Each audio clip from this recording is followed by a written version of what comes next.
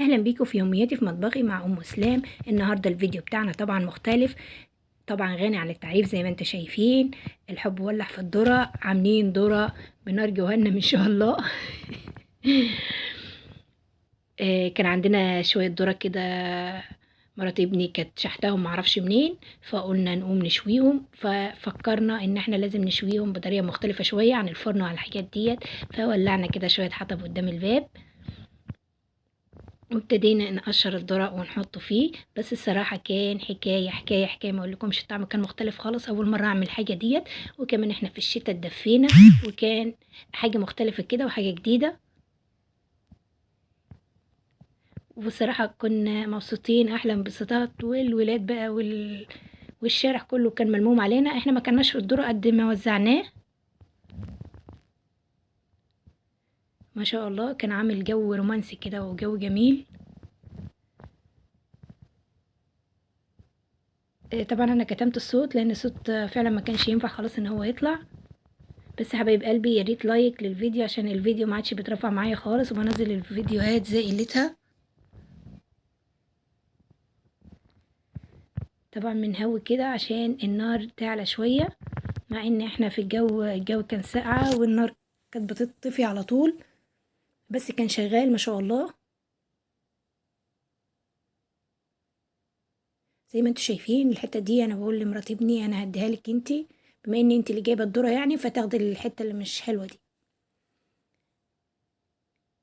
الفيديوهات الكواليس بتاعته كانت ما شاء الله، كانت زي العسل، بس انا مرضيش انزلها عشان برضو ما ايه، ما زعلش حد.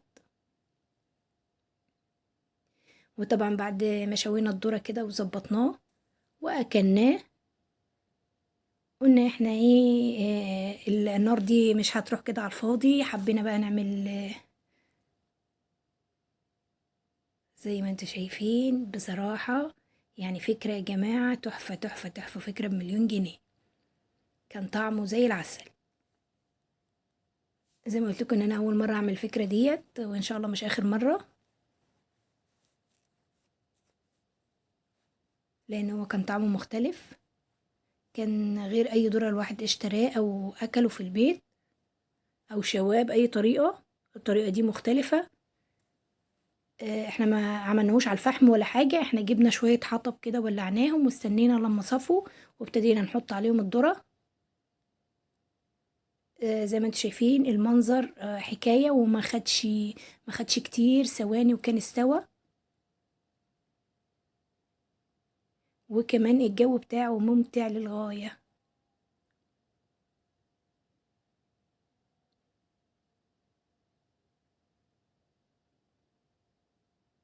بجد بجد فكرة حلوة، يا ريت تجربوها.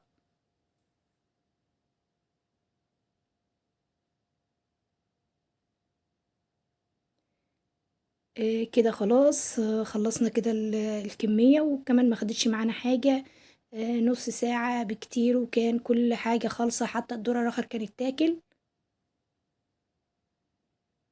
غير الدفا بقى وغير الجو الجميل اللي احنا كنا فيه.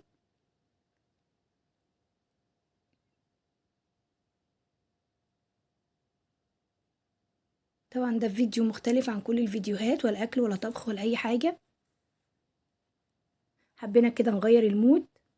الصراحة ما كنتش ناوية اصور ولا حاجة، بس الولاد كده فجأة ان هم بيصوروا لوحديهم. طبعا ما ضحناش بالنار، ولميت النار وجبنا براد من الشاي وحطيناه كده، عملنا شاي على الفحم.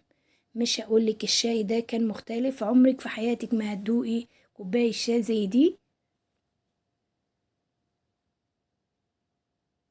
طبعا الكل كان مبسوط، حاجة جديدة. عملنا شاي من اللي بيرغي بتاع زمان.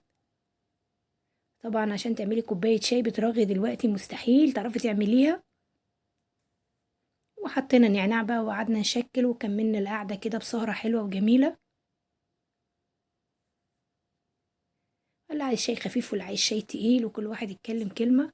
كان نفسي اجيب لكم الكواليس بتاعت الفيديو دوت. بجد هي احلى من الفيديو نفسه. يلا حبايب قلبي، لو انت لسه ما حطيش لايك يا ريت تحطي لايك للفيديو عشان ترفعي معايا القناة. ما تبخلوش عليا بلايك. شايفة الشاي برغي عامل ازاي؟ ما شاء الله، ولا حول ولا قوة الا بالله.